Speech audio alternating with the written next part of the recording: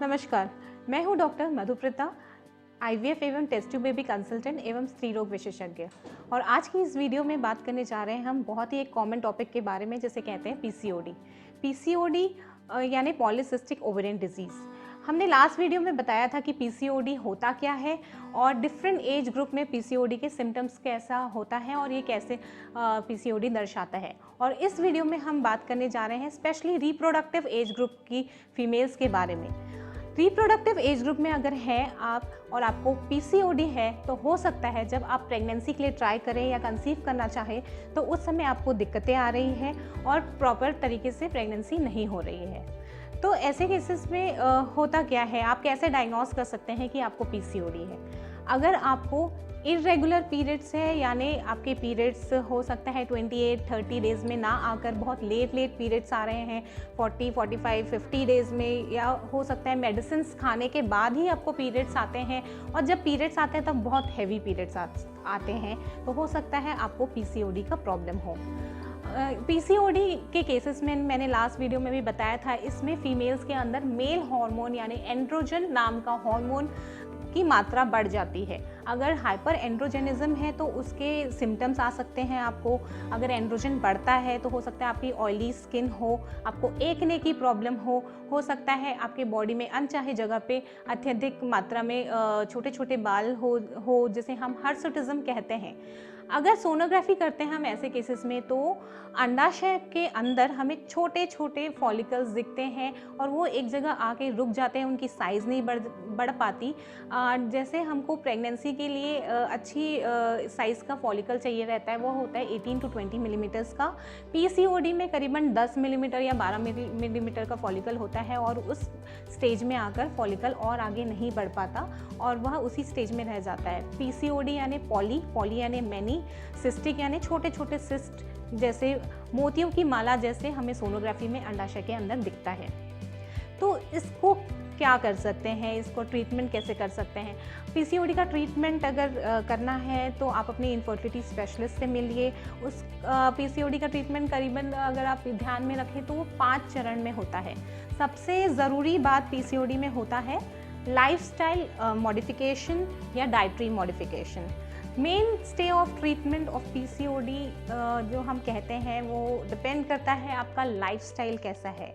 अगर आपको ओबेसिटी है और आप कोशिश करके अगर अपने डाइट के थ्रू या अपने लाइफस्टाइल के थ्रू या रेगुलर एक्सरसाइज अगर आप अपनाते हैं और अगर 5 to 10% भी आप अपना बॉडी वेट रिड्यूस करते हैं तो आपको पीसीओडी में बहुत ज़्यादा फ़ायदा होने वाला है।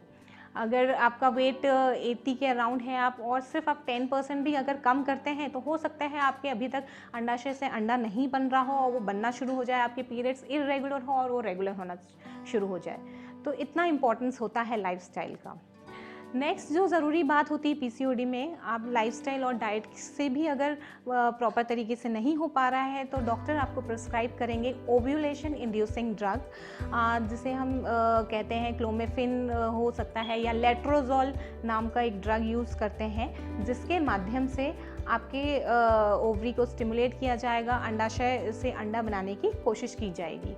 ये मंथ के स्टार्टिंग में 2nd डे से 5th डे के बीच में ये ड्रग शुरू होता है और आप अपने डॉक्टर से मिल सकते हैं और हो सकता है डॉक्टर आपको ये प्रिस्क्राइब करें। ये 3 to 6 मंथ्स का ट्रीटमेंट रहता है और 3 to 6 मंथ्स में भी अगर प्रॉपर तरीके से रेस्पॉन्स नहीं आ रहा है, आप प्रेग्नेंट नहीं हो पा रहे हैं, तो नेक्स्ट स्टेज जिसे हम 2nd स्टेज ऑफ ट्रीटमेंट कहते हैं वो होता है लैप्रोस्कोपी के माध्यम से यानी दूरबीन के माध्यम से आपके अंडाशय का ऑपरेशन होगा। उसमें ड्रिलिंग की जाती है जिसे हम कहते हैं लैप्रोस्कोपिक ओवेरियन ड्रिलिंग।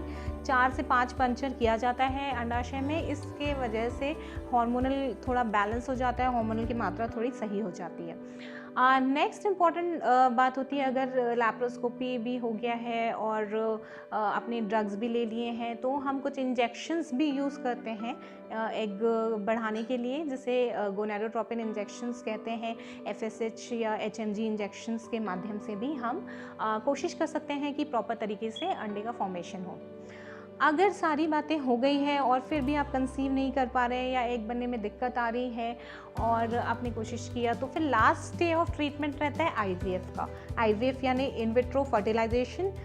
इसके माध्यम से हम टेस्ट ट्यूब बेबी के माध्यम से इंजेक्शंस प्रॉपर 10 to 12 डेज़ के लिए लगाते हैं, जिसमें बहुत सारे पीसीओडी पेशेंट्स अच्छे से रेस्पॉन्स कर जाते हैं और इनफर्टिलिटी या पीसीओडी के कंडीशन में आईवीएफ अच्छा ट्रीटमेंट है और काफ़ी सफलता पीसीओडी केसेस में मिलती है। सारे पेशेंट्स को आईवीएफ ट्रीटमेंट की ज़रूरत नहीं है, ये करीबन 20% पेशेंट्स को ही ज़रूरत है। तो अगर आप प्रॉपर चैनल के थ्रू करते हैं, लाइफस्टाइल इंप्रूव करते हैं, डाइटरी मॉडिफिकेशंस करते हैं, कुछ ड्रग्स लेते हैं और अगर ज़रूरत पड़ने पर लैप्रोस्कोपी करते हैं, तो काफ़ी सारे पेशेंट्स यहीं प्रेग्नेंट हो जाते हैं और आईवीएफ की ट्रीटमेंट करीबन 20% पेशेंट्स को ही ज़रूरत पड़ती है।